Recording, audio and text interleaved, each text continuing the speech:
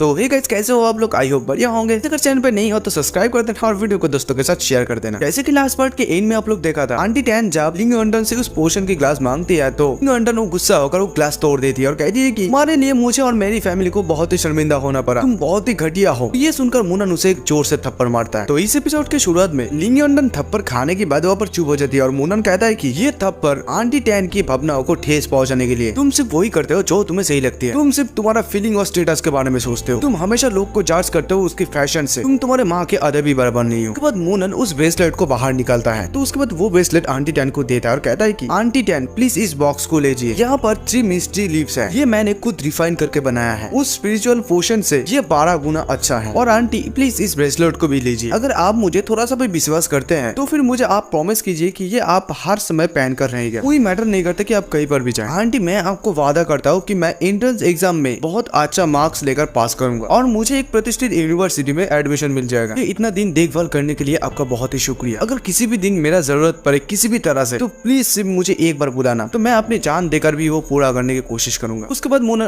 उस बॉक्स को आंटी के पास देकर कहता है कि आंटी अगर मैं आपको कभी भी दुख किया शर्मिंदा किया है तो मुझे माफ कर देना, अभी मेरा छुट्टी लेने का समय आ गया है, अपना ख्याल रखना। और ये कहकर मूनन वहां से चले जाता है और आंटी टैन उसे जोर जोर से पुकारने लगती है और रुकने के लिए कहती है, लेकिन मूनन नहीं सुन। उसके बाद सीन शिफ्ट होता है, मूनन के घर को दिखाया जाता है। तभी मूनन के फोन बजने लगता है तो मूनन फोन पर कहता है कि हाँ शू। फोन के उस साइड से सूसू कहने लगते है कि मूनन तुम्हें भाई नहीं कहा जा सकता है, क्योंकि कोई भी भाई अपनी बहन के खास दिन के बारे में नहीं भूलते। आज जिकुई का बर्थडे है, वो तुम्हारी विश के लिए वेट करते करते थक गई है, वो अभी बहुत ही अपसेट है। तो उसके बाद मूनन सोचने लगता है कि आज उसका बर्थडे है, वो बेवकूफ लड़की ने पहले मुझे क्यों नहीं बताया। तभी मूनन कहते है कि सूसू प्लीज मुझे एक मदद करो ना, तुम उसे रेडी कर दो, मैं उसे लेकर बाहर जाऊंगा पार्टी सेलिब्रेट करने के लिए। तो उसके बाद मूनन फटाफट घर से निकल जाता है और मूनन सोचने लगता है कि क्या कोइंसिडेंस है, आज मेरा बैंक्वेट का मीटिंग भी है और उसका बर्थडे भी है, मैं उसको वहाँ पर ले जाऊंगा और वहीं पर सेलिब्रेट करूंगा। तो तभी वहाँ पर शूलुजिया भी आ जाती है। तो मूनन उसे देखकर सोचने लगता है कि वो फिर से यहाँ पर क्या कर रही है। तो शूलुजिया मूनन को कहती है कि हे सुगर, क्या तुम कहीं जा रहे हो, क्या ये ब्यूटी तुम्हें मदद कर सकता है। तो मूनन कहते है कि तुम्हें निराश करने के लिए सॉरी, लेकिन तुम्हारा इतना मीठी बातें मेरा माइंड चेंज नहीं कर सकता। तो तभी शूलुजिया कहती है कि hey okay okay I get it, please car पे बैठ जाओ, तुम्हें जहाँ जाना है मैं तुम्हें वहाँ छोड़ दूंगी, आपको जो मारना चाहते हैं उसका कुछ अपडेट है, मैं जानती हूँ कि तुम इसे सुनना चाहते हो। तो उसके बाद मूनन कार पे बैठ जाता है और कहता है कि ठीक है तो मुझे बताओ तुम्हें जो कुछ भी पता है, वो कॉन्ट्रैक्टर कितना अमाउंट दे रहा है, कितना सारा लोग ये टास्क को ले रहा है। तो फिर शूलुजिया कहती है कि अगर तुम बैंकुई में मेरे बजाय दूसरे और किसी को ले जाते हो तो मैं ये गारंटी नहीं ले सकता हूँ कि आज तुम्हारा बैंकुई अच्छा जाएगी। तो फिर मूनन कहता है कि देखो कोई फर्क नहीं पड़ता कि मैं तुम्हें हाँ कहूँ या ना आने के लिए, बस तुम किसी न किसी तरह से आ ही जाओगे, तो ये अभी तुम्हारे ऊपर है। ये सुनकर शूलुजिया कहती है कि मूनन तुम बहुत ही स्वीट हो, पता नहीं कि तुम्हें भगवान मूनन कहना चाहिए या नहीं, लेकिन तुम इस दुनिया के सबसे अच्छे लोग हो। तो उसके बाद सीन शिफ्ट होता है और मूनन शूशो के घर में आता है जहाँ पर जिकुई रह रही होती है। तो फिर शूलुजिया मूनन को कहती है कि ठीक है मैं फिर जा रही हूँ, ज्यादा देर मत करना, मैं आज रात मिलूंगी। तभी मूनन को देखकर जिकुई कहती है कि अरे भाई मूनन आपको इतना समय क्यों लगे। तभी मूनन कहता है कि many happy returns of the day little Liam, आज तुम बहुत ही फेबुलस लग रहे हो। तो ये सुनकर जिकुई कहती है कि सच में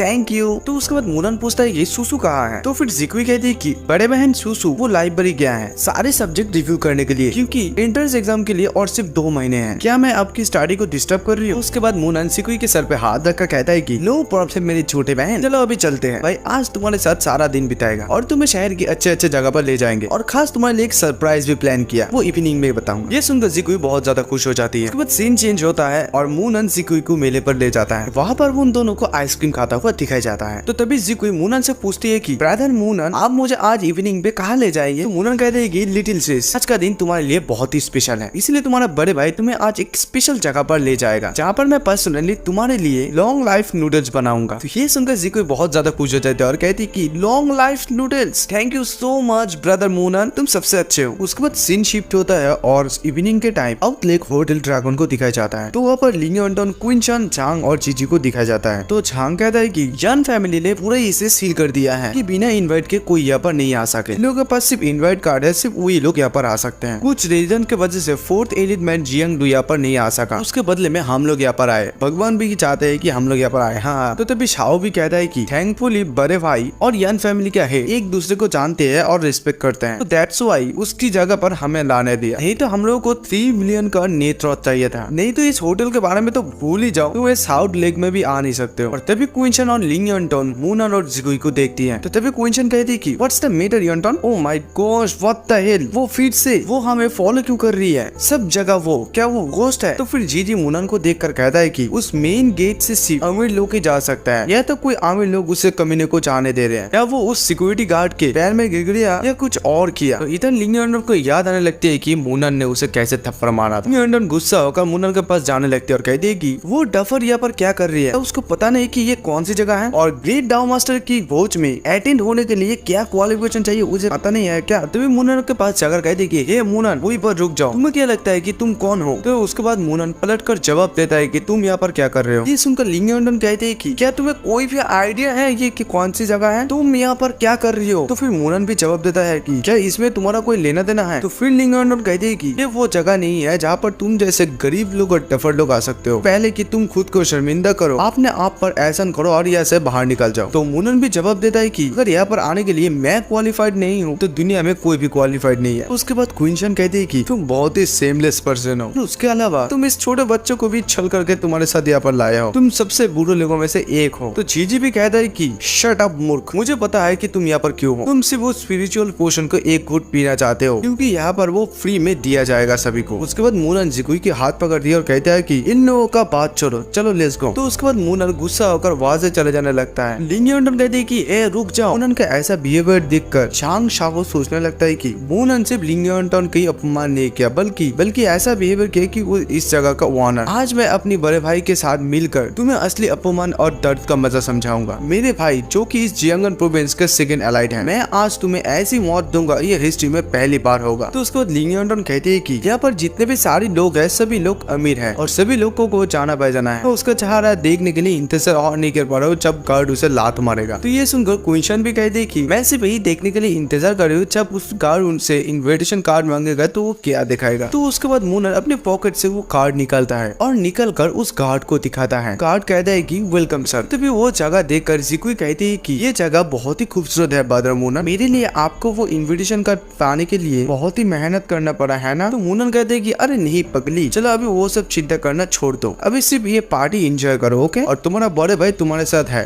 तो किसी से डरने की कोई जरूरत नहीं है। ये देखकर लिंग यंडन कहने लगते है कि ये कैसे हो सकता है, उसे इन्विटेशन कार्ड कहाँ मिला। और क्वीन शन भी कहते है कि ये बिल्कुल इम्पॉसिबल है, इसके पास 3 बिलियन का नेट वर्थ है, इस कार्ड के लिए सिर्फ वही एलिजिबल है, इसके जैसे लूजर के पास ये कार्ड कैसे हो सकता है। तभी शाओ उसके मोबाइल पे कुछ देखता है और देखकर कहता है कि ऐसा एक महिला है जो ऐसे इन्विटेशन कार्ड के लिए काम करता है, ऐसे शेमलेस लोगों के बारे में चिंता करके अपने मूड खराब मत करो, जल्दी चलो पार्टी शुरू होने वाला है। तो उसके बाद वो लोग भी उस पार्टी के अंदर चले जाता है। तो इधर एक टेबल पर जिकुई और मूनन को दिखाया जाता है। तो तभी जिकुई मूनन को कहती है कि ब्रदर मूनन क्या हमारे लिए इस जगह पर खाना ठीक है, ऐसा लगता है कि हम यहाँ पर नहीं है। तो ये सुनकर मूनन कहता है कि जैसे कि मैंने अपनी छोटी बहन से पहले ही कहा था कि जब तुम्हारे बड़े भाई हो तो तुम्हें डरने की कोई जरूरत नहीं है, तुम इस जगह के प्रिंसेस हो, तो तुम्हें जो मर्जी वो ऑर्डर करो। तो फिर जिकुई खुश होकर कह देगी तो मुझे चॉकलेट केक चाहिए। तो मूनन कहता है कि एज योर विश मैडम, और तभी उसके सामने केक आ जाता है। तो फिर मूनन कहता है कि ये रहा तुम्हारा चॉकलेट केक, लेकिन याद करके तुम्हारे पेट में थोड़ा सा जगह रखना क्योंकि ये खाने के बाद मैं तुम्हारे लिए स्पेशल डिश बनाऊंगा, लॉन्ग लाइफ नूडल्स। मूनन जिकुई को कहता है कि अगर तुम्हें किसी चीज की जरूरत पड़े तो मुझे उस किचन में ढूंढना। तो उसके बाद मूनन जिकुई को कहता है कि ठीक है अभी मैं किचन में जा रहा हूँ और तुम यहाँ पर एक गुड गर्ल की तरह बैठे रहना ठीक है, और तब तक मैं तुम्हारे लिए स्वादिष्ट नूडल बना कर लाता हूँ। तो ये कहकर मूनन उस किचन की तरफ चले जाता है और जिकुई आराम से खाने लगती है। और तभी जिकुई के पीछे वो तीनों आ जाती है और कहती है कि हे बच्चे मूनन कहाँ है। तो उन लोगों की बातें सुनकर जिकुई सोचने लगती है कि क्या वो लोग फिर से वापस आ गई है। फिर जिकुई उन लोगों को कहती है कि तुम लोग बड़े भाई को क्यों खोज रहे हो। तो लिंग यंडन जिकुई को कहती है कि क्या तुम पागल हो या और कुछ, उसके जैसे दुश्मन को बिग ब्रदर क्यों कह रहे हो, मुझे बताओ उस कमीने ने तुमसे क्या झूठ बोला तुमको धोखा देने के लिए। तो झांगशाओ भी कहता है कि लिल जिकुई तुम बहुत ही सुंदर, तुम ऐसी धोखेबाज के साथ क्यों घूम रही हो, वो तुम्हें भी ब्लैकमेल किया और कुछ लड़कों को भी ब्लैकमेल किया, तो हम लोग उसे ढूंढते हैं, हम लोग उसे और बर्दाश्त नहीं कर पा रहे हैं। और इधर कोई जन जिकुई को तंग करने लगती है। तो इन लोगों की बात सुनकर सोचने लगती है कि मैं ब्रदर मूनन को ढूंढने के लिए नहीं जाऊंगी क्योंकि अगर वो लोग ढूंढ लेते हैं तो वो लोग कोई ना कोई परेशानी खड़ा कर देगी। तो जिकुई जब कुछ भी नहीं कहती है तो कोई जन उसे गुस्सा दिखाते हुए कहती है कि ए मैंने तुमसे कुछ पूछी, जवाब दो मुझे, आंसर मी डैम। तो फिर लिंग यंडन भी कहती है कि जिकुई मेरी बात सुनो, मूनन बहुत बड़ा फ्रॉड है, पहले वो मेरी पीछे किया फिर यान कुंची का, और अभी कोई अमीर महिला की पालतू डॉग है। लिंग यंडन की बात सुनकर जिकुई कहती है कि देखो मैं और मूनन ब्रदर मूनन ऐसा नहीं है। जिकुई की बात सुनकर लिंग यंडन को गुस्सा आ जाती है और लिंग यंडन कहती है कि देखो अगर तुमको खुद से प्यार नहीं है तुम्हारी ग्रैंडफादर के बारे में एक बार सोचो, वो क्या सोचेगा जब वो देखेगी कि उसके लिटिल जिकुई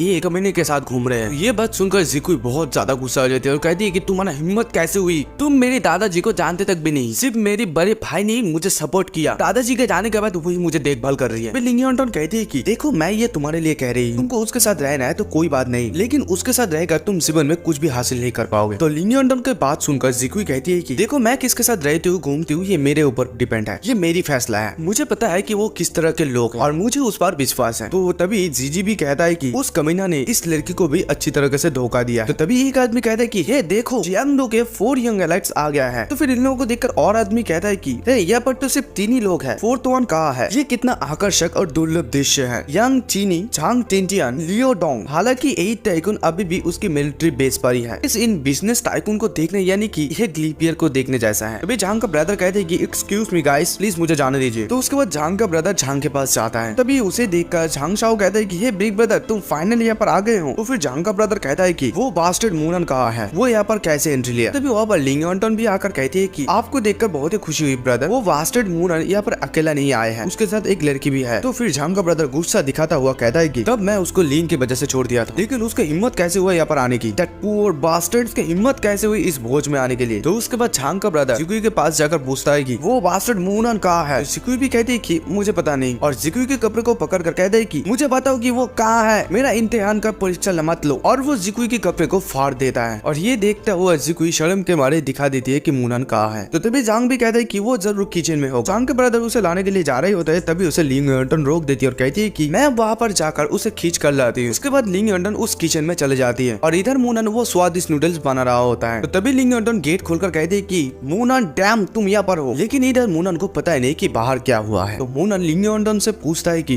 तुम यहाँ पर क्या कर रहे हो लिंग यॉन्टन। तो ये सुनकर लिंग यॉन्टन कहती है कि मैं तुम्हें यहाँ पर चेतावनी देने के लिए आई हूँ, तुम लिटिल जिकुई से दूर रहो, भगवान के लिए उसे छोड़ दो, तुम इस छोटे से लड़के को भी फंसाया, वो एक ब्राइट बच्चा है, आप उसकी लाइफ को बर्बाद कर रही हो, मुझको तुम्हारा कोई फर्क नहीं पड़ता, लेकिन मेरे रहते हुए मैं और किसी की लाइफ को बर्बाद नहीं होने दे सकती हूँ। मैं बहुत ही दिमाग लगाकर सोची कि तुम्हें इस भोज की इनविटेशन कहाँ से मिली, लेकिन अब सब कुछ क्लियर है, तुम्हें यहाँ पर किचन में काम करने के लिए इनविटेशन मिला है ना। तो तभी मूनन कहता है कि क्या वो थप्पड़ तुम्हें डिसिप्लिन सिखा, लेकिन ये काफी नहीं है क्या। मूनन का ये बात सुनकर लिंग यॉन्टन गुस्सा हो जाती है, कहती है कि तुम्हारा हिम्मत कैसे हुई ये कहने की। तो फिर से मूनन कहती है कि तुमने कहा कि मैंने उसे फूल बनाया और उसे छल भी किया, लेकिन तुम्हारे पास कोई सबूत है इसे प्रूफ करने के लिए, या तुम अपनी आंखों से मुझे लिंग जिकुई को धोखा देते हुए देखा है। मूनन की ये बात के खिलाफ लिंग यॉन्टन कोई भी जवाब नहीं दे पाती है। तो फिर मूनन कहता है कि ये बात कहने से पहले क्या तुमने एक बार की सोच को देखा कि उसके साथ मेरा क्या रिश्ता है, क्या तुम एक सेकंड के लिए भी अपने माइंड को शांत करके सोचा है कि तुम जो देख रहे हो वो सोच रहे हो या सच या है गलत। ली जे-जिंग हमेशा खुद को मौत की तरफ ले जाता है, कार चलाने के समय अपने माइंड को बदलना पड़ता है, क्योंकि नहीं तो तुम अपने डेस्टिनेशन तक पहुंच नहीं पाओगे। तो ये कहकर मूनन वहां से जाने लगता है। तो लिंग यॉन्टन कहती है कि हे रुको, तुम क्या करने की प्लानिंग कर रहे हो। मूनन वहां से चले जाने लगता है और कहते हैं कि जितना जल्दी हो सके तुम तुम्हारी रियलिटी को एक्सेप्ट करने की कोशिश करो। तो जब मूनन किचन से बाहर आता है तो उसके सामने ही झांग के ब्रदर क्विंचन होता है। मूनन को झांग का ब्रदर कहता है कि मूनन तुमने सोचा था कि तुम अगर किचन में छुप जाओगे तो मैं तुम्हें ढूंढ नहीं पाऊंगा। देखो मूनन, अगर तुम इस जियांगडो में रहना चाहते हो तो कुछ लोग से बच के रहना चाहिए, नहीं तो तुम्हारे आंख को पलक झपकते ही गायब हो जाओगे। ये सुनकर मूनन कहते हैं कि तुम कुत्ते की तरह मुझ पर भौंक क्यों रहे हो। मूनन का ये बात सुनते ही झांग का ब्रदर को बहुत ज्यादा गुस्सा आ जाता है और कहता है कि बास्टर्ड तुम आज मरने वाले हो। तो तभी वहाँ पर मिस निंग की एंट्री हो जाती है और मिस निंग आकर मूनन को कहती है कि हेलो मिस्टर मूनन। तभी झांग का ब्रदर मिस निंग को देखकर कहता है कि good evening miss Ning, what A present surprise, आप यहाँ पर क्या कर रही है। लेकिन मिस निंग उसकी बात की कोई जवाब नहीं देती है और मूनन को सीधा कह देगी मिस्टर मूनन वो शुरू होने वाला है, प्लीज मुझे फॉलो कीजिए। तो ये देखकर झांग को ब्रदर को बहुत ही जलन होने लगता है। तो वो झांग के ब्रदर सोचने लगता है कि मिस निंग मूनन के ऊपर इतना पोलाइट कैसे हो सकता है, इसका कोई मतलब नहीं है। तो उसके बाद मूनन जिकुई के पास आता है और इधर जिकुई अपनी फटी हुई कपड़े को लेकर बैठे हुए होता है। मूनन उससे वो स्वादिष्ट नूडल देता है। तो तभी मिस निंग मूनन को कहती है कि मिस्टर मूनन ये 2 लड़की भी है। तो मूनन कहते हैं कि इन लोगों को इग्नोर करो, इवन पर फोकस डालो। तभी वहाँ पर एल्डर रियन और जियोंग आ जाता है। तो इन दोनों को देखकर क्विंचन कहते हैं कि यहाँ पर सारे महान लोग चले आए हैं, लेकिन ग्रेट डाउ मास्टर कहाँ है। और इधर मूनन जिकुई को कहते हैं कि इसे खा लो और जिकुई कहते हैं कि थैंक यू ब्रदर मूनन। इन दोनों को देखकर लिंग यॉन्टन जलने लगती है और कहती है कि मूनन यहाँ पर सिर्फ एक वर्कर है, लेकिन यहाँ पर वो एक गेस्ट की तरह बिहेव कर रहे हैं। इस मूनन का कोई शर्म नहीं है, ये मूर्ख मुझे रियलिटी के बारे में ज्ञान दे रहा था, तुम मुझे ज्ञान दे रही थी, तुम्हें क्या लगता है कि तुम कौन हो। तभी वहाँ पर लिंग यॉन्टन के पास झांग शाओ आकर कहता है कि मेरे बड़े भाई और कुछ एलाइट्स फ्रंट रो पर बैठेगा और तुम्हारा मूड को ठीक करने के लिए हम लोग उस डाउ मास्टर के लिए वेट करेंगे। तो हम लोग को जब चांस मिलेगा तो हम लोग उसकी स्वागत करेंगे और ये दोनों बिन बुलाए लोगों को वो आने के साथ ही साथ किक कर दिया जाएगा। तो तभी एल्डर रियन अनाउंस करता है कि इस इवनिंग के भोज पर सभी लोगों का स्वागत है। अब सभी लोगों को यहाँ पर आने के लिए धन्यवाद देना चाहता हूँ। मुझे पता है कि आप सभी लोग यहाँ पर ग्रेट डाउ मास्टर की फेस देखने के लिए बहुत ही उत्सुक हो, लेकिन मैं आप लोगों को पहले बता दूं द ग्रेट डाउ मास्टर यहाँ पर पहले ही आ आ चुका है और अभी भी यहाँ पर ही है। तो ये सुनते ही वो लोगों की होश उड़ जाता है और कहते हैं कि नो वे, डाउ मास्टर पहले से यहाँ है। द ग्रेट डाउ मास्टर बहुत ही लो प्रोफाइल है, वो कहाँ है? और तो और द ग्रेट डाउ मास्टर इस वाइन बोर्ड ग्लास के ऊपर अपनी स्पिरिचुअल पोशन डाल देगा। और ये अनाउंस सुनकर सभी लोग खुश हो जाता है और कहता है कि वाओ, डाउ मास्टर खुद ये वाइन ग्लास पर स्पिरिचुअल पोशन को डाल देगा। तो तभी स्टेज पर मिस निंग वो वाइन के ग्लास लेकर आती है। तो उसके बाद एल्डर यान कहता है कि सभी लोग स्पिरिचुअल पोशन रेडी है, तो चलो जोरदार तालियों के साथ स्वागत करते हैं हम लोग द ग्रेट डाउ मास्टर के। ये अनाउंस सुनकर क्वीन चन लिंग यंटन को कहते हैं कि यंटन फाइनली वो मूवमेंट आ चुकी है, मेरा हार्ट बीट बहुत तेज हो गई है। ओह माय गॉश, मैं बहुत ही एक्साइटेड हूँ। और इधर मूनन जिकुई के सर में हाथ रखकर कहता है कि जिकुई तुम यहाँ पर ही रुको, तुम्हारा भाई एक पल में वापस आ जाएगा। मूनन खड़ा होकर उस स्टेज की तरफ जाने लगता है। तो तभी लिंग यंटन, जिकुई और कुछ लोग उसे देखकर शॉक हो जाता है। वो लोग सोचने लगते हैं कि ये यहाँ पर क्यों जा रहा है। तो तभी लिंग यंटन मूनन को पकड़ लेती है और कहती है कि ए मूनन, तुम क्या कर रही हो? क्या तुम पागल हो? यहाँ पर चुपचाप बैठे रहो। क्या तुम देख नहीं पा रहे हो कि द ग्रेट डाउ मास्टर आ रहा है? अगर तुम यहाँ पर कोई भी परेशानी करते हो तो तुम्हें कोई नहीं बचा सकता। तभी क्वीन भी कहती है कि क्या तुम हम सभी को मारने की प्लानिंग कर रहे हो? हर कोई तुम्हें देख रहा है, जस्ट यहाँ पर बैठ जाओ। तभी मूनन लिंग यंटन के हाथ को छोड़कर कहता है कि मैं हूँ द ग्रेट। मिस निंग मूनन को कहती है कि ग्रेट डाउ मास्टर प्लीज इस रास्ते पर आइए। तो ये बात सुनकर क्वीन कहने लगती है कि क्या उसने क्या बोलकर उसे पुकारी। तभी सभी लोग मूनन के सामने बो करने लगता है। कुछ लोग कहने लगते हैं कि वेलकम डाउ मास्टर, आई गॉड मैं बहुत ही खुश नसीब हूँ कि द ग्रेट डाउ मास्टर को देख पा रहे हूँ। और इधर एल्डर यान और कुछ लोग भी उसे बो करता है और कहते हैं कि वेलकम डाउ मास्टर। क्वीन कहती है कि नहीं, ये नहीं हो सकती है, वो कैसे इस दुनिया की डाउ मास्टर हो सकती है। जी भी कहते हैं कि क्या ये सपना है, ये होने का कोई चांस ही नहीं है। और इधर लिंग यंटन मूनन की पुरानी बातें याद करने लगती है और रोने लगती है। मूनन ने कहा था कि ये बेटर होगा जब तुम तुम्हारी रियलिटी को और मूनन जिस घर को इन लोगों को दिखाया था उसके बारे में भी याद आती है कि ये मेरा भिला है, तुम लोग आ जाओ अंदर। ये भिला तो हेवन के जैसा है, ओ माय गॉड ये बहुत ही खूबसूरत है। और लिंग यंटन को फिर वो सारी पुरानी बातें याद आने लगती है जो मूनन को उसने कहा था। उसके बाद ये सोचते सोचते लिंग यंटन वहीं पर बैठ जाती है और सोच में खोई रहती है और उसे गिल्टी भी फील हो रही होती कि ये मैंने क्या किया। तो उसके बाद सोचने लगती है कि तो इसलिए मूनन ने कहा था कि हम दोनों लोग दूसरे दुनिया से। और इधर जीजी और क्वीन चन सोचने लगता है कि हम लोग अभी तक जिसके साथ ऐसा बिहेवियर कर रहे थे वो असल में एक ग्रेट डाउ मास्टर है। उसके बाद मूनन उस स्पिरिचुअल पोशन को लेकर वाइन की ग्लास पर डालता है। और इधर झांगशो लिंग यंटन को देखती है नीचे बैठी हुई और खुद ही मने मन सोचने लगता है और कहता है कि ये फकिंग मूनन एक डाउ मास्टर है। और लिंग यंटन को देखकर सोचने लगता है कि मैं क्यों इसका पीछा किया, इसकी वजह से मैं द ग्रेट डाउ मास्टर को अपमान किया। और फिर मने मन सोचने लगती है कि मैं उस लूजर मूनन से क्यों डरूं, मैं अभी भी ब्रदर जुनतेन से कहकर उसे फक्ड अप कर सकता हूँ। और ये देखकर झांग का ब्रदर की भी दिमाग घूमने लगता है और सोचने लगता है कि मैं आज जरूर मरने वाला हूँ। ये झांगशाओ मूर्ख के वजह से मैं आज ऐसा हूँ, मैं अभी अपने डाउ मास्टर के सामने कैसे मुंह दिखाऊंगा अपना। और फिर सोचने लगता है कि ओह नो शिट, अगर उसको पता चला कि मैं उसकी बहन के साथ क्या किया मेरा सर हवा में उड़ने वाला है। और मूनन को स्टेज पर देखकर कुछ लोग कहने लगता है कि मैंने कभी भी एक्सपेक्ट नहीं किया कि हमारा डाउ मास्टर इतना यंग होगा। लगता है कि वो जियांगन्स के न्यू जनरेशन के सबसे यंगेस्ट टैलेंटेड लोग हैं। सिर्फ एक मास्टर के साथ ग्रेट मास्टर की कंपेयर किया जा सकता है सियो क्वियनजुए के साथ। इधर और एक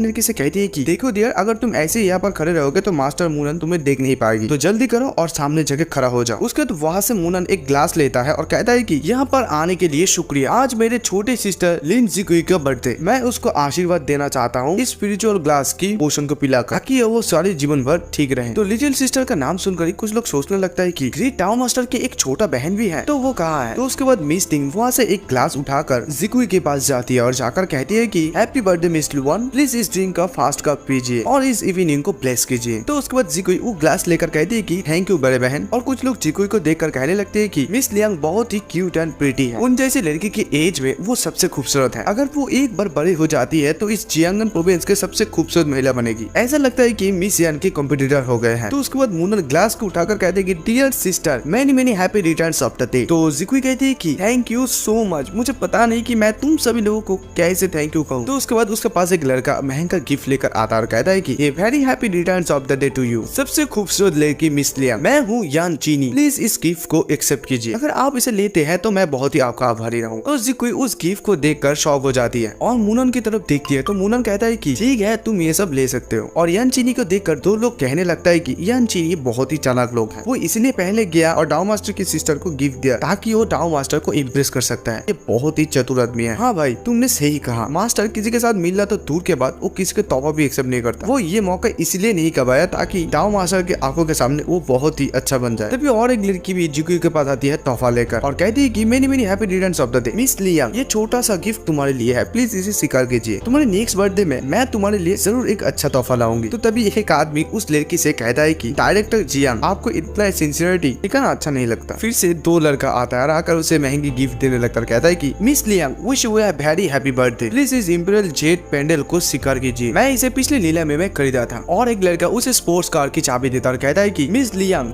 प्लीज इस की को एक्सेप्ट कीजिए, ये सबसे एक्सपेंसिव स्पोर्ट्स कार की चाबी है, प्लीज डोंट हेजिटेट, इसे ले लो। और देखते देखते जिकुई के सामने बहुत सारा महंगी गिफ्ट हो जाता है। इधर क्वीन शन ये सब कुछ देखकर चलने लगती है और कहती है कि इतना सारा महंगी गिफ्ट वो कितना गेन की होगी। तो तभी मूनन उसे कहता है कि छोटे बहन प्लीज यहाँ पर आ जाओ। तो जिकुई भी कहती है कि यस ब्रदर। तो फिर जिकुई वहां से वर्ड कर जाने लगती है तो अचानक वो फटी हुई कपड़ी गिर जाती है और वो देखकर कहती है कि वो नो, और जोर से चिल्ला कर कहने लगती है कि बड़े भाई। और ये सुनकर मूनन इतना तेजी से दौड़ कर आता है कि सबका कपड़ा उड़ जाता है और आके सीधा अपना जैकेट जिकुई को पहना देता है। और ये देखकर मूनन बहुत ज्यादा गुस्सा हो जाता है, कहते हैं कि कौन कमीने ने ये किया। और तभी मूनन झांग शाओ और जीजी के सामने खड़ा होकर कहता है कि मैं तुम लोगों से फिर से पूछता हूँ किसने ये किया। तभी क्वीन शन डर के मारी कहती है कि देखो इसके साथ मेरा कोई लेना देना नहीं है, ये झांग जुनते ही नहीं किया है। और झांग का ब्रदर ये सुनते ही बहुत ज्यादा गुस्सा हो जाता है क्वीन शन के ऊपर। तो उसके बाद मूनन जिकुई से पूछता है कि यही है वो। तो जिकुई भी कहती है कि हाँ। तो तभी मूनन को देखकर झांग का ब्रदर कहती है नहीं मतलब मैं ही हूँ, मैंने उसका कपड़े का एक छोटा सा सही सिप चीरा है, मैं इसके लिए तुम्हें मुआवजा दे सकता हूँ, बोलो तुम्हें कितना चाहिए, 40,000 या 50,000 ठीक है। मूनन गुस्सा दिखाता हुआ कहता है कि तुम्हारा कौन सा हाथ ने उसका कपड़े को फाड़ा है, उस हाथ को अभी तोड़ दो। तो फिर झांग का ब्रदर कहते हैं कि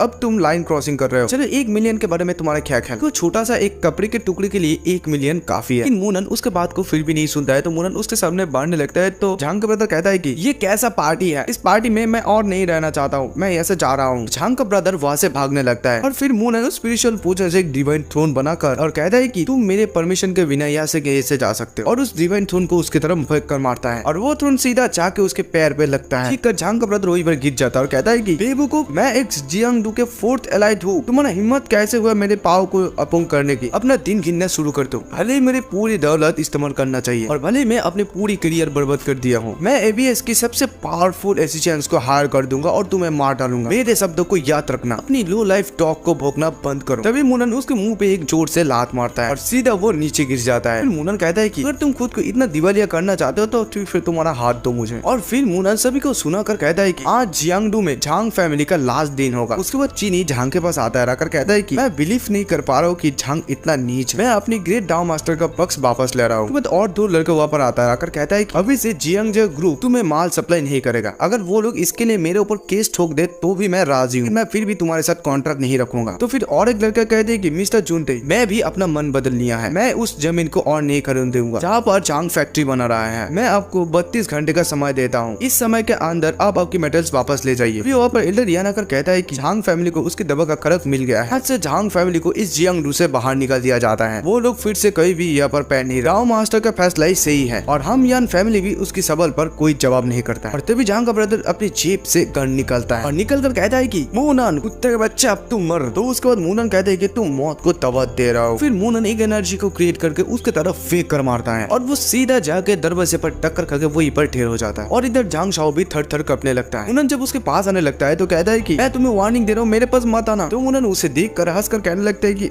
ओह, तो तुम्हारा कॉन्फिडेंस कहाँ गया, क्या तुम सुपीरियर नहीं हो, तुम तो लोगों के सामने बहुत ही बड़ा बड़ा बातें फेंकते हो, तो अभी तुम्हारा मुंह क्यों खोल नहीं रहा है। इसके बाद मूनन अपनी आंखों से ऐसा कुछ करता है, वो सीधा जाके छत पर टक्कर खा जाता है, सीधा जमीन पे आके गिर जाता है। फिर क्वीन शन को कहता है कि और अभी तुम तो खुद को क्वीन समझते हो है ना, तुमने मुझे बदनाम करने की मौका कभी नहीं छोड़ा, तो आप तुम मुझे क्यों बदनाम नहीं कर रहे हो। तभी क्वीन शन डर के मारी कहते हैं कि प्लीज मूनन, इसे भूल जाओ, मैंने तुम्हारे साथ जो कुछ भी किया है, तुम हमेशा एक ग्रेट मैन रहे हो, आपने हमें रेस ट्रैक से बचाया, फिर भी तुम्हें थैंक यू कहने के बजाय हम लोग तुम्हें वहाँ पर अकेला छोड़ के भाग गए। और उस दिन यूनटोन के जन्मदिन के दिन भी मैंने तुमसे जो कहा उसके लिए भी माफ कर दो। उसके बाद मूनन क्वीन शन को एक जोर से थप्पड़ मारती है। तो मूनन सिक्योरिटी गार्ड को कहता है कि इन लोगों को बाहर फेंक दो। उसके बाद सिक्योरिटी गार्ड झांग और क्वीन शन को पकड़ कर बाहर निकाल देता है। उसके बाद मूनन ली यूनटोन की तरफ देख देखकर कहता है कि हे लिंग अंटन। लिंग अंटन डर के मारे कहते हैं मूनन लिसन टू मी। तो मूनन कहता है कि मैं मौसी के खातिर तुम्हें छोड़ रहा हूँ, लेकिन ये लास्ट टाइम है। उसके बाद मूनन उस स्पिरिचुअल पोशन की एक ग्लास को लेता है और लिंक कर नीचे गिरा देता है और कहता है कि हम अभी से एक दूसरे को नहीं जानते हैं। अंत में हम दोनों लोग तो अलग दुनिया के लोग। खोज खत्म होने के बाद मूनन को कोर मेंबर मीटिंग पर दिखाया जाता है। अब जियांगडू के सभी मेंबर्स होता है। मिसनिंग आकर मूनन को कहती है कि इन लोगों ने सुनिश्चित किया है कि झांग फैमिली और कभी भी जियांगडू में प्रवेश नहीं कर पाएगा, इस वजह से कि आप झांग जुनटे के साथ क्या किया। जियांगवे के सभी लोग आपकी पावर को देखकर डर गया है और सभी लोग आपके साथ देना चाहता है। और पार्टी हॉल भी बहुत ज्यादा डैमेज हो गया है, तो हम लोगों ने उसे क्लीन कर दिया है और ये बैंक यानी कि बोझ ऑफिशियली ओवर हो चुका है। पीछे से चीनी कहता है कि हांग फैमिली ग्रोथ को होल्ड करने के लिए बहुत ही अच्छा है, वो लोग जरूर बदला लेगा। डाओ मास्टर सर, आपको हमेशा चौकन्ना रहना चाहिए, खास करके जब आप अकेले होंगे। तो वांदा यान चीनी की बात सुनकर सोचने लगता है कि यान चीनी इस मौके का फायदा उठा रहा है। डाओ मास्टर के आंखों में अच्छा होने की कोशिश कर रहा है, ये दिखाकर कि वो उसके बारे में बहुत चिंतित है। यहाँ बैठने से हमें कोई फायदा नहीं होगा, हमें क्या कहना चाहिए, सिचुएशन बहुत ही सेंसिटिव है। मिसनिंग कहती है कि मिस्टर मूनन, हम लोग सेल्स को बढ़ाने के लिए कुछ इफेक्टिव मेथड को डिस्कस किया है। हम लोग जिस मेथड के बारे में डिस्कस किया है उसका बेस पॉइंट है रिकॉर्डिंग सिस्टम। यहाँ पर हम लोग रिकॉर्ड करेंगे आदमी एक साल में कितना खरीदा है। जो पर्सन एक साल में ज्यादा पॉइंट करेगा तो इस मिस्ट्री प्रोडक्ट पर ज्यादा डिस्काउंट मिलेगा, और जो लोग एक साल में इनफ पॉइंट कलेक्ट नहीं कर पाएगा तब तक वो लोग और कुछ नहीं खरीद पाएगा जब तक ना वो लोग वीआईपी हो जाए। तो फिर मूनन कह देगी तो हम लोग ये अदर प्रोडक्ट से भी कर सकते हैं, है ना। फिर से मिसनिंग कहती है कि हम लोग इस पॉइंट सिस्टम को डिवाइडेड कर सकते हैं डिफरेंट स्टैंडर्ड्स में। जैसे कि अगर कोई फेरी लीफ खरीदता है तो उसे 1 मिलियन पॉइंट मिलेगा, जो लोग स्पिरिचुअल पोशन को खरीदेगा उसे 5 लाख पॉइंट मिलेगा, और जो लोग स्पिरिचुअल वाइन को खरीदेगा उसे 2 लाख पॉइंट मिलेगा। इससे ज्यादा और क्या, हम लोग हमारे अदर बिजनेस के साथ भी ये लिंक कर सकते हैं। अगर कोई आदमी एक साल में यन कैपिटल मॉल से 1 मिलियन का शॉपिंग किया है तो वो क्वालिफाइड होगा मिस्ट्री लिप्स खरीदने के लिए। तो उसके बाद एल्डर यान कहता है कि तो जनरल गाइडलाइन तो खत्म हो गया है, लेकिन अभी भी 3 इशू है जो मिस्टर मूनन के साथ पर्सनली डिस्कस करना होगा। और तो सबसे पहला और जिसे मैं सबसे इम्पोर्टेंट समझता हूँ कि है डिसाइड करने के लिए आपके पास ये अथॉरिटी है कि इस कंपनी का नाम क्या होगा। तो उसके बाद मूनन कहते हैं कि चलो इसे हम लोग किंग वन कहते हैं, मेरा माँ का नाम है किंग और मी जुआन से जुआन, ये 2 महिला मेरे लिए पूरी दुनिया है। तो मूनन के बात सुनकर एल्डरियन कहते हैं कि एज योर विश मिस्टर मूनन, से इस ग्रुप ऑफ कंपनी का नाम है किंग हुआन। सेकंड इशू यही है कि ये कंपनी पार्टनरशिप पर है, होने के नाते हम लोग जानना चाहते हैं कि मिस्टर मूनन कितना स्टॉक करना चाहते हैं। तो फिर मूनन कहते हैं कि आपको क्या लगता है कि मुझे कितना करना चाहिए। तो फिर एल्डरियन कहता है कि मुझे लगता है कि मिस्टर मूनन अगर 15% इक्विटी दे सकता है तो ये बिजनेस और भी ज्यादा स्मूथली चलेगा। और वो दोनों आदमी सोचने लगता है कि ये मिस्टिकल लिफ्ट ऑलरेडी बहुत ही एक्सपेंसिव है और बहुत ज्यादा ट्रेंडिंग पर भी चल रहा है सोसाइटी में। ये कंपनी डेफिनेटली दुनिया की लार्जेस्ट प्रॉफिट कंपनी बनेगी। मैं नहीं पता वो लोग हमारे लिए कितना % शेयर छोड़ेंगे। तो उसके बाद मूनन कहते हैं देखो मुझे आप पर भरोसा है, आप कंपनी का देखभाल कर सकते हैं। मुझे उम्मीद है कि आप जल्द से जल्द कंपनी को ऑपरेट करना शुरू कर सकते हैं। इक्विटी ब्याज के अनुपात जो मैं आपको दे सकता हूँ वो है 30%। और ये सुनकर सभी लोग शॉक हो जाता है, कहते हैं कि क्या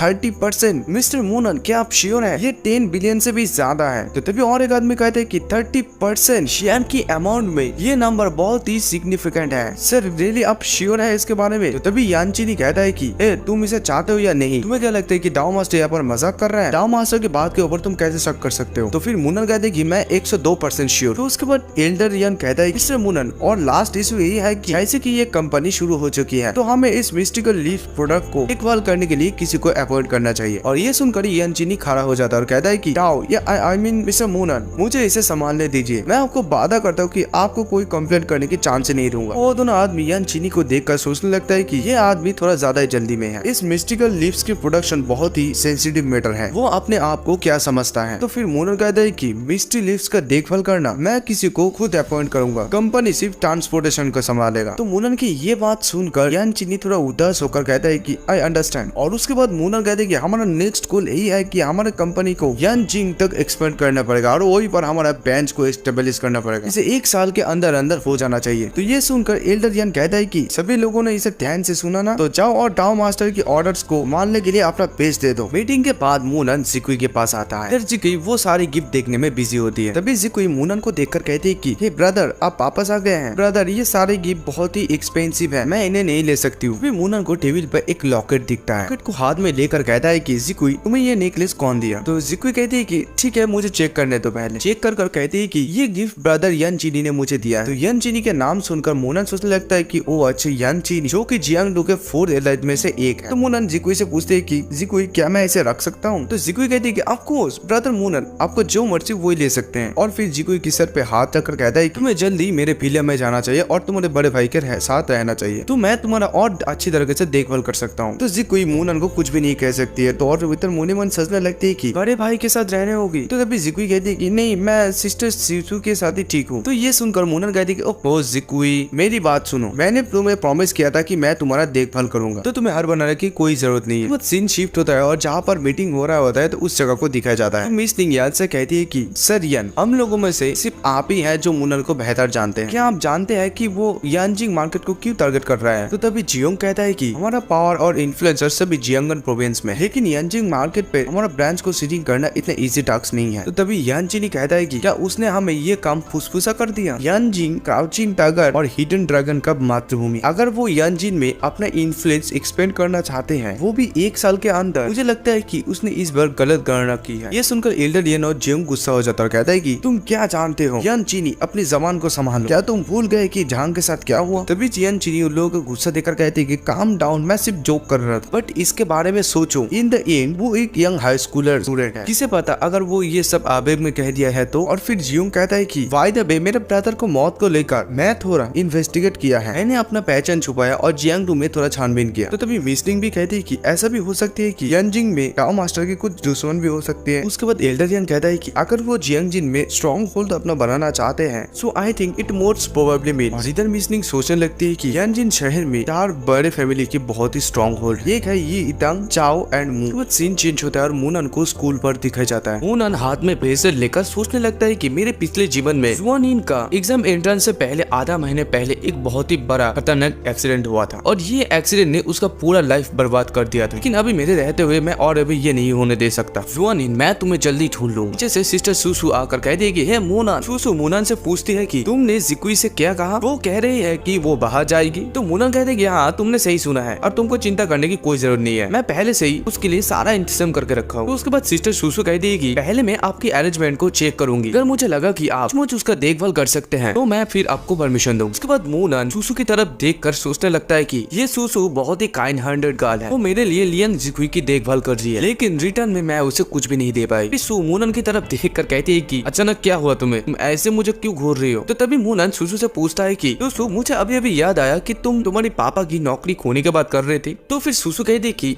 ये कहीं पर भी मेंशन नहीं है, लेकिन आप जानते हैं कि मेरा पापा एक ड्राइवर था।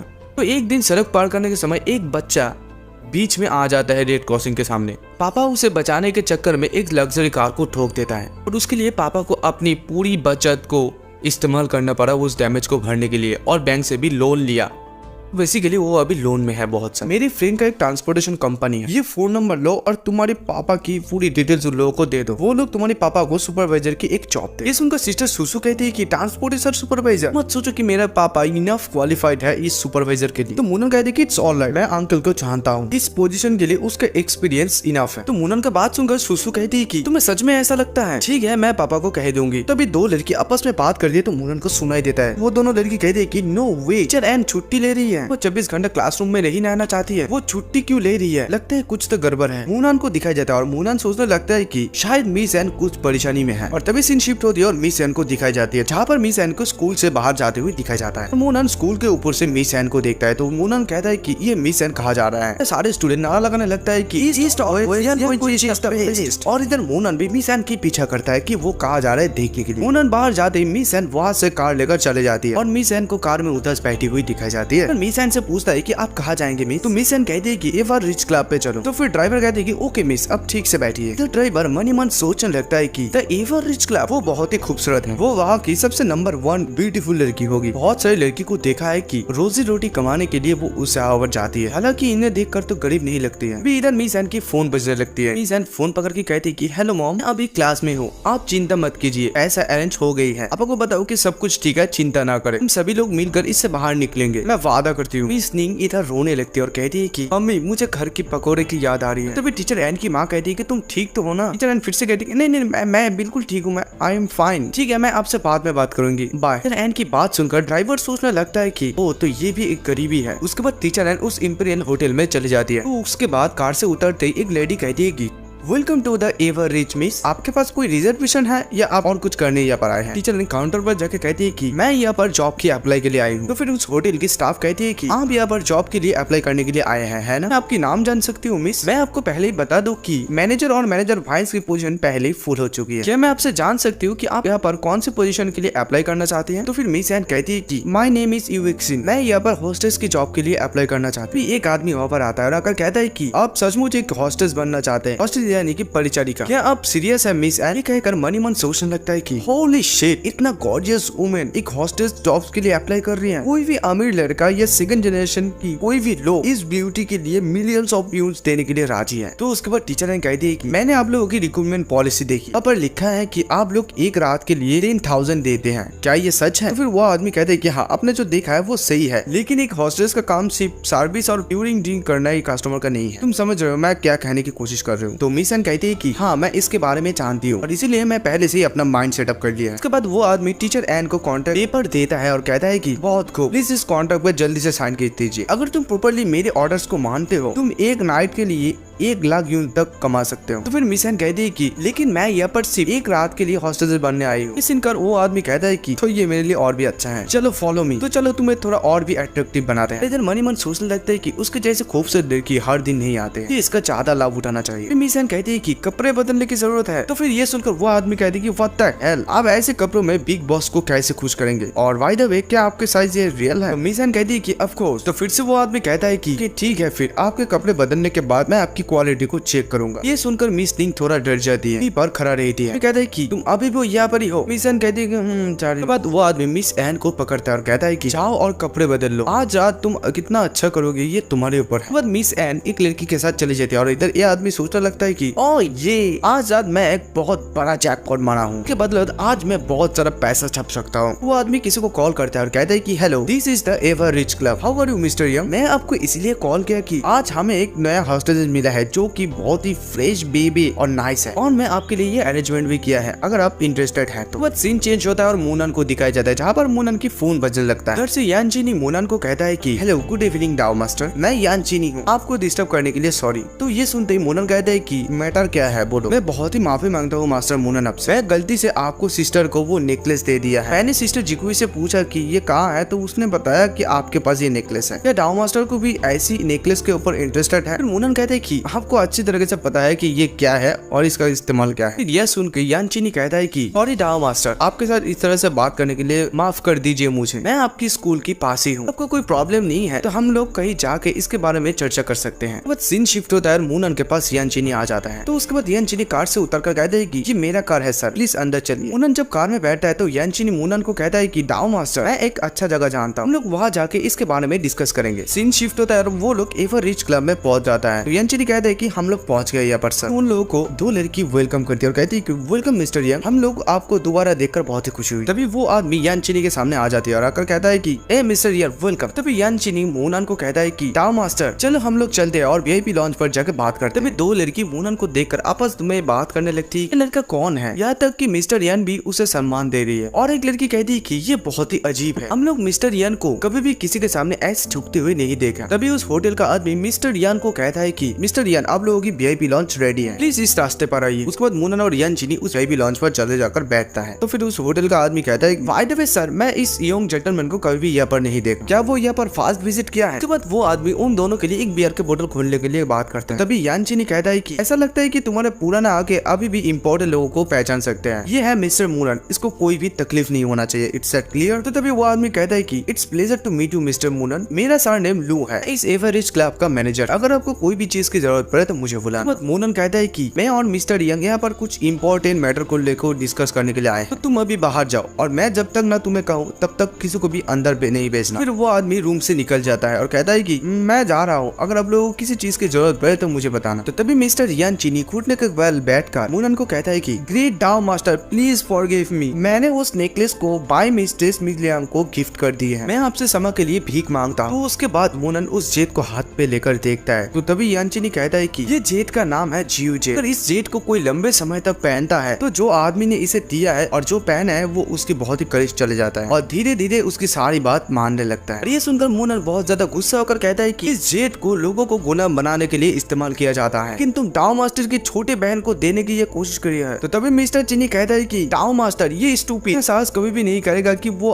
आपके और आपके बहन के साथ कुछ करेगा। मैं जल्दी में आपको खुश करने के लिए हड़बड़ी में वैसे मैं मिस लियांग को दे दी है। सच में ये बहुत ही बड़ा मिसअंडरस्टैंडिंग है। मैं मिस लियांग के लिए एक नया गिफ्ट तैयार किया है। जेट के साथ इस गिफ्ट को बदलने वाला था तो तभी सुना कि आपने इसे ले लिया है। टाओ मास्टर सच कहो तो मुझे एक लड़की पर क्रश है। लंबे समय से उसका पीछा कर रहा हूँ लेकिन अभी तक मैं उसे पटा नहीं पाया, इसीलिए मैं ये खरीदा है। ग्रेट टाओ मास्टर, प्लीज मुझे स्टूपिडगिरी के लिए मुझे माफ कर दीजिए। मैं आपको 2 इंपीरियल जेट दूंगा। सच में मेरा बिलीव कीजिए, सच में मेरा कोई ऐसा इंटेंशन नहीं था कि आप और मिस लिंग को कुछ करे। प्लीज इस बार के लिए मुझे माफ कर दीजिए। उसे देखकर सोचने लगता है कि शायद ये सच कह रहा है, क्योंकि मैंने ही उसी दिन जिकुई के बर्थडे के बारे में सुना है, तो वो जिकुई के लिए ये पहले नहीं बना सकता है। लेकिन यान चीनी जैसा लोग वो एक भेड़िया है, वो लोगों को शिकार भी कर सकता है और मार भी सकता है। मैं उसे मार नहीं सकता हूँ। अभी अभी किंग होन कंपनी एस्टेब्लिश किया है और वो मेरी कंपनी के लिए बहुत ही यूजफुल है। तो उसके बाद मोनन उस जेट को उसको वापस देता है और कहता है याद रखना कभी भी ऐसा गलती ना हो, नहीं तो मैं तुम्हारा लाइफ को कंपनसेशन के तौर पर ले लूंगा। उसके बाद यान चीनी चैन के सांस लेकर कहता है कि तय के लिए बहुत ही शुक्रिया टाओ मास्टर। यान मोनन को कहता है कि बाय द वे मास्टर मोनन, ये डिसेबल रिच क्लब इस सिटी का सबसे बेस्ट एंटरटेनमेंट क्लब है। जैसे कि हम लोग यहाँ पर है तो क्यों ना हम लोग कुछ मजे के और थोड़ा रिलीफ को स्ट्रेस करे। तभी यान चीनी कहता है कि मैनेजर लू, तुम्हारा सबसे बेस्ट लड़के को यहाँ पर भेजो जल्दी। तभी मैनेजर लू कहता है कि हाँ यस सर, आज हम लोगों के पास एक स्पेशल ब्यूटी है। ट्रस्ट मी, आज रात आप लोग बहुत ही सेटिस्फाई होंगे। मिस एन को दिखाई जाती है एक नए ड्रेस के साथ। तभी एक लड़की आकर मिस एन को कहती है कि तुम इधर उधर घूम क्यों रहे हो, मेरे साथ आ जाओ। उसके बाद मिस एन उस लड़की के पीछे पीछे जाने लगती है और इधर एक रूम के अंदर बहुत सारे अमीर लोगों को दिखाया जाता है एक कुछ लड़के के साथ। तो मिस एन के साथ जो लड़की थी वो उस रूम के दरवाजों को खोलती है और मिस विन वहीं पर खड़ा रहती है। तो मिस एन की कहती है कि तुम वहाँ पर क्यों खड़े हो, जल्दी करो और अंदर आ जाओ। रूम के अंदर उस अमीर आदमी को वो लड़की किस कर ही होता है। तो तभी उस आदमी की नजर मिस एन पर जाती है, जहाँ पर मिस एन को बहुत ही खूबसूरत लग रही है। तो तभी वो लड़की कहती है कि जेंटलमैन, मुझे आशा है कि आप लोग अच्छे समय बिता रहे हैं। आज हमारे यहाँ पर सबसे बेस्ट हॉस्टेसेस है, क्या आप में से कोई भी इंटरेस्टेड है? तभी वो मोटा आमिर आदमी कहता है कि इसे मुझे चाहिए। तो तभी और एक आदमी कहता है कि sister Hong, what the hello, आपके पास इतना अच्छा डैजिंग बिग बूटी है और आप हमें अभी दिखा रहे हैं। तभी वो मोटा आदमी कहते हैं कि हे मिस्टर ली, मैं एक साथ 3 ब्यूटी के साथ मजा लेना चाहता हूँ। मोटे आदमी के मुंह से लाल टपकने लगता है और कहता है कि लेकिन मैं पहले उस लड़की के बिग बूटी के साथ थोड़ा खेलना चाहता हूँ। यहाँ पर आप लोग बिग बूटी का मतलब समझ लो, समझ लिया?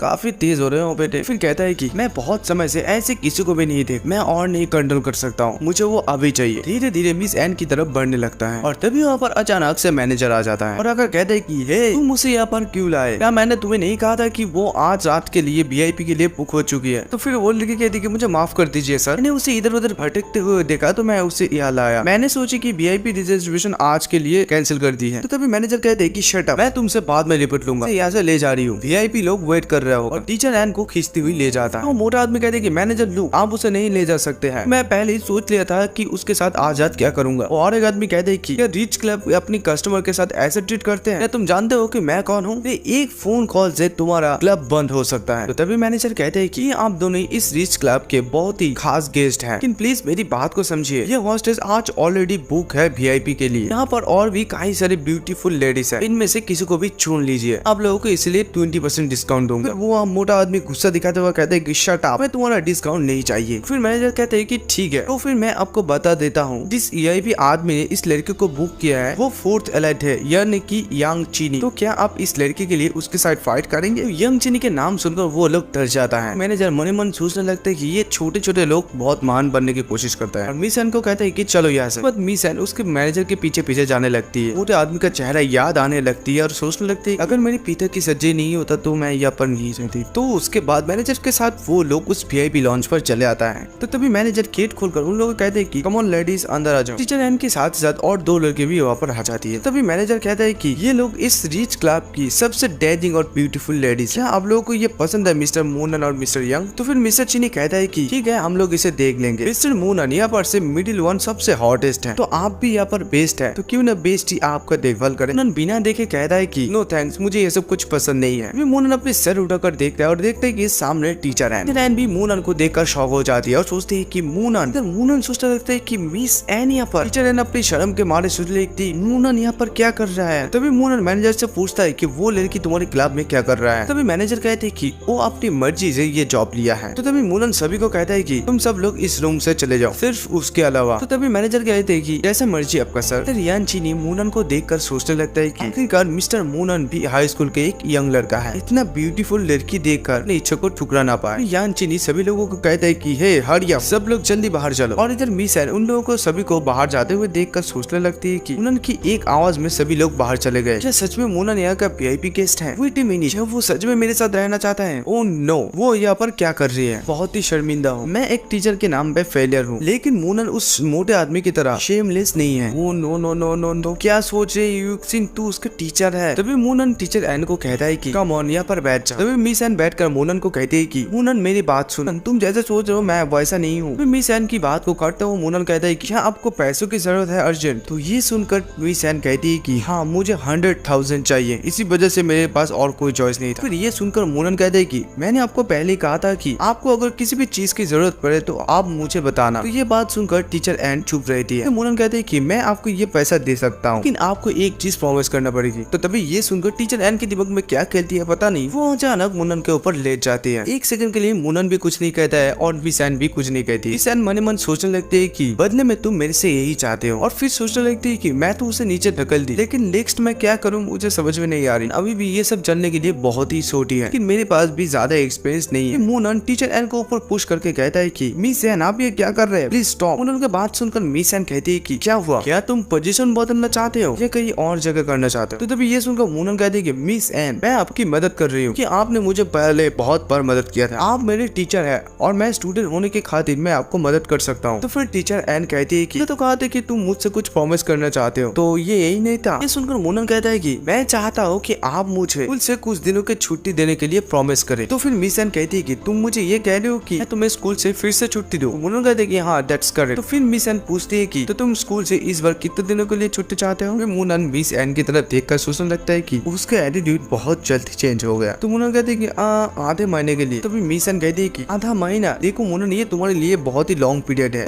एंट्रेंस एग्जाम सिर्फ 2 महीने बाकी है, तुम इस टाइम छुट्टी ले रहे हो, क्या तुम सच में एक गुड कॉलेज में एडमिशन होना चाहते हो? मूनन का नजर मिस एन की बूटी पर जाता है। तो मिस एन कहती है कि हे मूनन तुम कहाँ देख रहे हो? तो मूनन अपनी गलती को छुपाने के लिए कहता है कि मिस एन मुझे सच में हर कीमत पर कुछ मैटर से निपटना होगा, चिंता मत करना, मैटर खत्म होने के बाद मैं फिर से स्कूल में ज्वाइन करूंगा। तो उसके बाद मिस एन मूनन से पूछती है कि पहले तुम मुझे ये बताओ, क्या तुम मुझे 1 लाख उधार दे सकते हो? इतना सारा पैसा कहाँ से मिला और तुम इस क्लब में क्या कर रही हो? तुम उस बुरे लोगों के साथ इन्वॉल्व हो? फिर मूनन कहते कि इतना सारा सवाल मुझे मत पूछिए, जैसे आपका अकाउंट नंबर मुझे दीजिए और मैं अभी आपका पैसा ट्रांसफर कर देता हूँ। तो मिस एन कहती है कि ओके ठीक है। मिस एन अपने मोबाइल पे चेक करती है बैलेंस और देखती है कि 500,000। तभी मूनन से पूछती है कि मूनन तुम्हारे पास इतना सब कुछ कैसे है? फिर मूनन कहता है कि देखिए ट्रैवलिंग मैटर्स के बारे में मत सोचिए, देखिए अगर ये इनफ नहीं है तो कहने में संकोच ना करें, और एक चीज मुझे प्रॉमिस करोगे कि ऐसों के लिए तुम कभी भी ऐसी क्लब में नहीं आओगे, क्या हम क्लियर हैं? और उसके बाद मिस एन रोने लगती है और कहने लगती है कि इसके साथ मेरे पिताजी भी बच जाएगी। तो फिर मूनन मिस एन से कहता है कि मिस एन क्या मैं आधे महीने की छुट्टी ले सकता हूँ? मिस एन मूनन को अचानक गले लगा लेती है और कहती है कि हमेशा तुम्हारे लिए अवेदी रहूंगा। और उसके बाद मिस एन उस ग्लास में रखी हुई वाइन को पीने लगती है और मूनन इसे देखकर सोचने लगता है कि मुझे लगता है कि उसे थोड़ा रिलीफ मिला है। दिन शिफ्ट होता है और मिस एन को शराब पीकर नशे में धूत होते हुए दिखाई जाती है। तो वहीं पर मूनन सोचने लगता है कि एन ने सिर्फ 3 ग्लास ही वाइन पिया है, इतने में वो नशे में धूत हो गई है। मिस एन मूनन को पकड़ के नशे में कहने लगती है कि मूनन तुमने मुझे 500,000 दिया है, कैसे तुम्हें ये वापस पे करूंगी? अगर मैं इसे तुम्हें नहीं दे पाया तो उसके बाद मूनन कहते हैं कि कम ऑन, मैं आपको आपकी घर तक छोड़ के आता हूँ। उसके बाद मूनन मिस एन को लेकर बाहर चले आता है। मिस एन फिर से नशे में कहती है कि अगर मैं तुम्हें इसे वापस नहीं दे पाई तो तुम पेमेंट के तौर पे मुझे ही रख लेना। सुनकर मूनन सोचने लगता है कि मिस एन टोटली नशे में है। उसके बाद उन लोगों के सामने एक कार आता है, तो उसके बाद मूनन मिस एन को लेकर कार पे बैठ जाता है। फिर वो कहता है कि लेट्स गो। वो सीन चेंज होता है और मूनन को अपने घर में कल्टिवेट करते हुए दिखाई जाता है। उसके हाथ में कुछ फ्रेगमेंट होता है, तो ये देखकर मूनन सोचने लगता है कि फ्रेगमेंट कैसे स्पिरिचुअल को खत्म कर सकता है। दिस इज नॉट गुड, मुझे शमशेरा डिस्क की हर पीस को इकट्ठा करना चाहिए। आसपास बहुत घूम लिया, मुझे कल्टीवेशन में फोकस देना चाहिए। मैं इसे जबरदस्ती रिफाइन करने वाला, भले मुझे फॉरबिडन मेथड को यूज करना पड़े। मूनन को कुछ अलग ही फीलिंग महसूस हो रहा था और मूनन सोच रहा था कि ये फीलिंग, और उसके बाद मूनन को सबसे खराब फैंटम रेफिकुलस डाउ को दिखता है। उसके बाद मूनन उस फ्रेगमेंट के साथ कुछ करता है। मूनन की सी नॉलेज किताब खोल जाता है, वो फ्रेगमेंट वर्ड में बदलकर उस किताब पे लिख जाता है। मूनन सोचता है कि ये पता चला कि ये शमशेरा डिस्क 7 की 6 रास्ते की रिकॉर्ड है। एक बार मैं इन लोगों को इकट्ठा कर पाया तो मैं बचा पाऊंगा। मूनन के पीछे फैंटम रेफिकुलस डाउ को को दिखाया जाता है और मूनन सोचने लगता है कि मुझे नहीं पता कि ये फैंटम रेपिकुलस डॉग क्या कर सकता है, इन लोगों को दबाने के लिए मेरा कल्टिवेशन को यूज करना पड़ेगा। सीन शिफ्ट होता है और मूनन सोचता है कि ये फ्रेगमेंट ऑफ फैंटम रेपिकुलस को दबाने के लिए मुझे आधी रात लग गई और अभी मैं सीन वहां से कट हो जाता है और 2 दिन के बाद का सीन दिखाया जाता है और मूनन कहते हैं कि चलो एयरपोर्ट चलते हैं और मूनन यंजिंग जाने के लिए तैयार होके आ जाता है एयरपोर्ट पर। उसके बाद मूनन को फ्लाइट पर बैठा हुआ दिखाया जाता है। अभी मूनन के सामने एक सुंदर सा लड़की आके कहती है कि हे हैंडसम, क्या तुम तुम्हारे विंडो सीट मेरे साथ एक्सचेंज करोगी? और इस लड़की को देखकर मूनन सोचने लगते कि वाओ वो बहुत ही सुंदर है। फिर मूनन भी ठहरा सख्त लौंडा, तो मूनन कहता है कि आई एम सो सॉरी। सुनने के बाद उस लड़की का चेहरा उड़ गई थी। फिर मूनन मन ही मन सोचने लगता है कि ऑलरेडी मेरी आधा एनर्जी को उस फैंटम रेपिकुलस को दबाने के लिए इस्तेमाल किया है और बाकी सारा एनर्जी भी उसे अभी भी मुझे दबा रहा है। अभी भी उसे दबाने की मुझे जरूरत है। अगर मैं अपनी सीट उसको दे दूं मेरा फोकस हट जाएगा। और एक लड़का अपनी सीट से उस लड़की से कहता है कि हे मिस प्रीटी, मेरा सीट मैं आपको दे सकता हूँ, प्लीज इसे लीजिए, आई डोंट माइंड। वो लड़की उस लड़के की बात को नहीं मानता है, मूनन के पास ही बैठ जाता है। वो लड़का अपनी सीट से उठकर आके यहाँ पर उस लड़की से कहता है कि हे प्रीटी गर्ल, मैंने जब तुम्हें फर्स्ट टाइम देखा था तभी मैं तुम्हारे ऊपर क्रश खा गई यार, यू डोंट माइंड, क्या तुम अपना चैट आईडी मुझे दे सकते हो? तो अभी वो लड़की सीधा सीधा कह देती है कि नहीं। वो लड़की अपना मोबाइल देखकर कहने लगती है कि सेम वो मेरे लिए फर्स्ट क्लास फ्लाइट टिकट भी बुक करने भाई, मैं तो तुमसे बाद में निपटूंगी। तभी उस लड़की के फोन में एक कॉल आता है। अभी फोन पकड़ कर कहते हैं कि हेलो। अभी फोन के उस साइड से एक लड़की कहती है कि ये जुआन माय लिटिल फ्रेंड, तुम कब आ रही हो? तो इस लड़की का नाम है ई हुआन। तो ई हुआन कहती है कि कभी भी उठ सकती है, हम लोग जल्दी मिलेंगे। तो इधर मूनन फोन पे जो लड़की बात कर रही थी उसकी वॉइस सुनकर सोचने लगता है कि ये साउंड जाना पहचाना लग रहा है, मैंने तो कभी इसे पहले सुना है। तो फिर ये हुआन कहती है कि ठीक है प्लेन अभी उड़ने वाली है, मैं अपनी फोन को स्विच ऑफ कर रही हूँ, टाटा। उस साइड से वो लड़की कहती है कि ठीक है मैं तुमसे एयरपोर्ट में मिलूंगी। उन्होंने ये हुआन उनकी तरफ देख कर रहता है। तो ये हुआन कहती है कि हे तुम कहाँ देख रहे हो? लेकिन मूनन ये हुआन का बात का कोई जवाब नहीं देता है और खिड़की की तरफ देख कर सोचने लगता है कि मैं जल्दी जुआनिन से बहुत सालों के बाद मिलने वाला हूँ, मेरा दिल अभी से बेचैन हो रहा है। क्या जुआनिन वैसा है जैसा मैं याद करता हूँ? वो सीन शिफ्ट होता है और ये हुआन सोचने लगती है कि ये आकाश को लेकर मेरा अलग ही फीलिंग है। मैं जब भी प्लेन से ट्रेवल करती हूँ तो तब मैं आकाश की पिक्चर लेती थी, ये मेरी पुरानी यादें हैं। लेकिन इस बार नहीं हो पाया क्योंकि इस आदमी की वजह से। जब से ये प्लेन उड़ान भरी है तब से ये आदमी सो रहा है, फिर भी वो मुझे विंडो सीट नहीं दिया। वहाँ पर एक एयर होस्टेस आती है, आकर कहती है कि क्या मैं आपके लिए कुछ कर सकती हूँ सेरेन मैडम? तो और इधर ये हुआन सोचने लगती है कि तुमने मुझे विंडो सीट देने से इनकार किया, अभी ये मिस तुम्हें सबक सिखाएगी। तो फिर ये हुआन उस एयर होस्टेस से कहती है कि मुझे एक बोतल पानी की बोतल दीजिए, वो बहुत ही टायर्ड है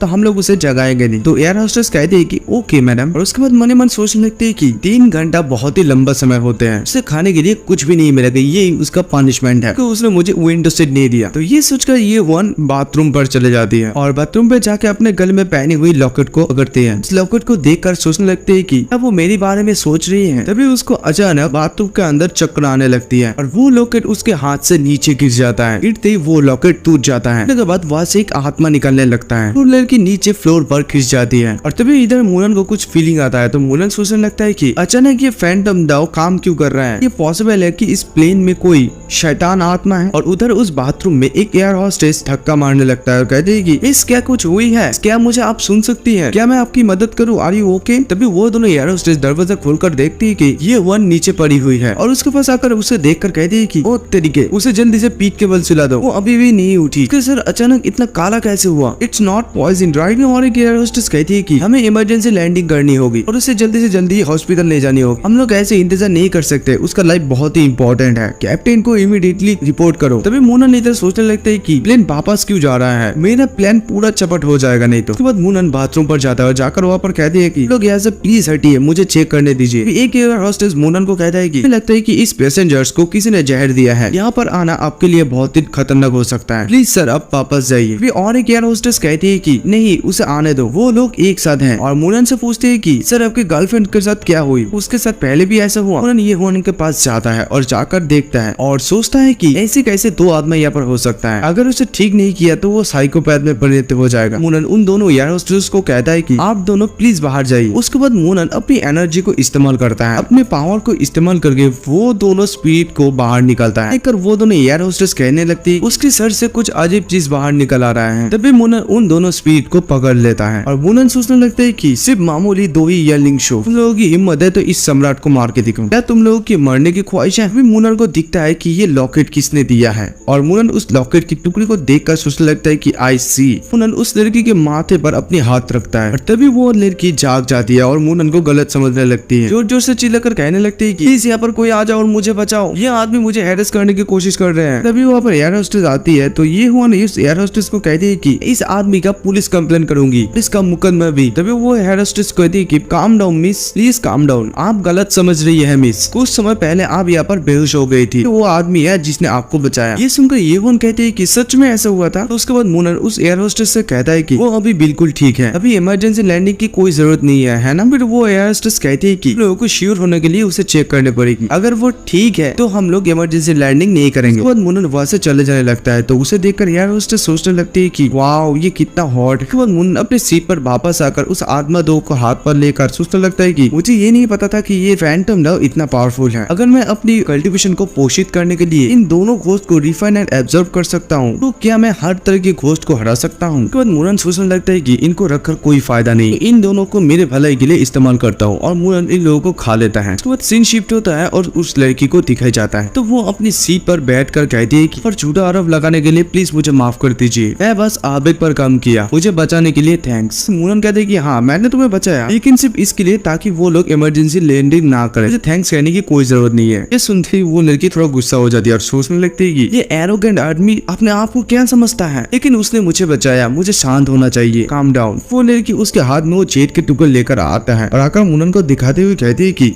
सुना नहीं कि मेरा जेट पेंडेंट में कुछ गड़बड़ है, आप मुझे इसके बारे में कुछ बता सकते हैं। मुनन कहता है कि तुम्हारा ये जेट पेंडेंट एविल है, इसमें 2 आत्माएं वास कर रही थी, आप ये याद करने की कोशिश करें ये पहनने के बाद आपके जीवन में कोई बदलाव आया है। ये सुनते ये हुन कहती है कि हाँ तुमने सही कहा, जब से मैंने ये पहनना शुरू किया तब से मुझे हर दिन बुरे सपने आने लगे, मैं चैन से सो नहीं पाती हूँ। डॉक्टर ने कहा कि मैं मेंटली बहुत ही टायर्ड हूँ, हाल ही में मेरे साथ बहुत कुछ खराब हुआ। ओह माय गॉड, क्या मैं किसी एविल स्पिरिट के कब्जे में हूँ, फिर मुझे क्या करना चाहिए। फिर मुनन कहते हैं कि अभी तुम निश्चिंत रह सकते हो, ये जेट पेंडेंट पूरी तरीके से डिस्ट्रॉय हो चुका है और अभी तुमको कभी भी बुरे सपने नहीं आएगा, तुम्हारा लाइफ नॉर्मल हो चुकी है। अभी तुम्हारे ऊपर डिपेंड करेगा कि जिसने ये जेट पेंडेंट दिए है तुम उसको कैसे संभालोगी। सुनते ये हुन सोचने लगती है कि ये जेट पेंडेंट छू हुन ने दिया था और मैं लवर्स होने के लिए तैयार है, वो मेरे साथ ऐसा कर सकती है। उसके बाद ये हुन मुनन से कहती है कि कोई अंदाजा नहीं कि आपने मेरे कितनी मदद की है, मैं ये हुन हूँ, आपका क्या नाम है, प्लीज मुझे थैंक यू प्रॉपर्ली कह देना जब तुम यंजिंग में पहुंच जाओगे। फिर मुनन कहते हैं कि मैं मुनन हूँ, प्लीज मुझे थैंक यू कहने की कोई जरूरत नहीं है, मैंने इतना भी कुछ नहीं किया। उसके बाद प्लेन यंजिन पे लैंड करता है, मुनन प्लेन से उतर जाता है, मुनन उसे ढूंढने लगती है, कहती है कि मुनन कहा गया, वो उसे थैंक यू कहना चाहती हूँ, वो कहा जा रहा है, यंजिन मेरी फैमिली की जगह है, मैं अपनी आंटी से मदद मांगूंगी, तुम्हें जरूर ढूंढ लूंगी। मुनन अपने फोन पे टाइम देखता है, टाइम देखकर सोचने लगता है कि यूएक्सन की स्कूल छुट्टी होने में अभी भी बहुत टाइम बाकी है, अगर मैं थोड़ा सा जल्दी करूँ तो मैं उसके साथ स्कूल के गेट में मीट कर सकता हूँ। उसके बाद मुनन टैक्सी पर बैठता है और बैठकर टैक्सी ड्राइवर को कहता है कि मुझे सीजन डिस्ट्रिक्ट ले चलो। उसके बाद मुनन उस स्कूल पर पहुंच जाता है और स्कूल पर पहुंचते ही मुनन बहुत ही नर्वस हो जाता है। तभी स्कूल में अनाउंस हो जाता है कि स्कूल अभी खत्म हुआ, सभी स्टूडेंट ध्यान से सुनो, अपनी सेफ्टी को ध्यान पे रखते हुए जितना जल्दी हो सके उतना जल्दी अपने अपने घर वापस चले जाओ। तो तभी मुनन के सामने से 2 स्टूडेंट आने लगता है। मुनन उन दोनों को रोक कर पूछता है कि एक्सक्यूज मी ब्रदर, क्या आप लोग मू यूक्सुन को जानते हैं। तो तभी एक स्टूडेंट कहता है कि तुम अलग स्कूल के स्टूडेंट हो या पर हमारे स्कूल की सबसे खूबसूरत लड़के के ऊपर अपना लाइक करना चाहते हो। तो और एक स्टूडेंट कहता है कि हमारे स्कूल का ब्यूटी कुछ दिन से स्कूल पे नहीं आ रहे हैं, क्या होगा कि तुम बाहर किसी को मत ये बोलो, क्योंकि उसका मंगेतर अगर ये सुन लिया, उसके मंगेतर के बारे में कोई पूछताछ कर रहा है तो वो तुम्हें मार डालेगा। तो बात धीरे से बात करो, आपको उसके बारे में बात नहीं करना चाहिए, उसका फैमिली बहुत ही डेंजरस है। और ये कहकर वो दोनों स्टूडेंट वहां से चले जाता है और मुनन को इधर उसकी फियांसे की बात सुनकर बहुत ज्यादा गुस्सा आ जाता है। तो मैं वो जमीन पर एक जोर से लात मारता है और जमीन पर क्रैक आ जाता है। मुनन रियलाइज करता है कि मैं इतना ओवर रिएक्ट क्यों कर रहा हूँ, मुझे शांत होना चाहिए, चलो इसे भूल जाते हैं, कल फिर से दोबारा आऊंगा। मुनन को पीछे से कोई पुकारता है, यू। तभी मुनन के पास एक लड़की आती है और आकर कहती है कि हे तुमसे दोबारा मिलकर बहुत खुशी हुई, क्या तुम यहाँ के स्टूडेंट हो, क्या तुम मुझे पहचाना, इससे पहले मैं एयर होस्टेस थी। ये वही लड़की है जो प्लेन में एयर होस्टेस की काम करता है। मुनन उसे देखकर कहती है कि हाय, मैंने एक्सपेक्ट नहीं किया कि तुम्हारे साथ ऐसे मेरा मुलाकात होगा। वो लड़की मुनन से हैंडशेक करके कहती है कि मेरा नाम है हान तियानशिन। फिर मुनन कहते हैं कि मेरा नाम है मुनन। फिर से वो लड़की कहती है कि तुम्हारे साथ मुलाकात होती, ये कहने में मुझे बहुत ही शर्म आ रही है, लेकिन मुझे बहुत ही अजीब लग रही है, लेकिन ये मौका मैं गवाना नहीं चाहती हूँ, तुमसे एक अनएक्सपेक्टेड फेवर चाहती हूँ। मुझे लगता है कि मेरा पिताजी को भी इसमें किया जा रहा है, क्या आप उनकी मदद कर सकते हैं, मैं आपको किसी भी अमाउंट देने के लिए तैयार हूँ। ब्रदर स्कूल का टीचर है, अगर आपको किसी भी तरह की प्रॉब्लम आए वो आपको मदद कर सकता है, सो प्लीज हमें मदद कीजिए। ये बात सुनकर मुनन सोचने लगता है कि मैं बहुत ही लकी हूँ, तो उसका ब्रदर इस स्कूल का टीचर है, तो मैं उससे यूएक्सन की सिचुएशन की कुछ इन्फॉर्मेशन ले सकता हूँ। मुनन बहुत सोच समझकर उस लड़के से कहता है कि ठीक है, लेकिन मुझे पैसों की कोई जरूरत नहीं है, बट मैं तुम्हारे ब्रदर से कुछ क्वेश्चन पूछना चाहता हूँ। तो ये सुनकर हान तियानजिन बहुत ज्यादा खुश हो जाती है और कहती है कि ओके नो प्रॉब्लम। उसका ब्रदर वहाँ पर कार लेकर आ जाता है। तो हान तियानजिन कहती है कि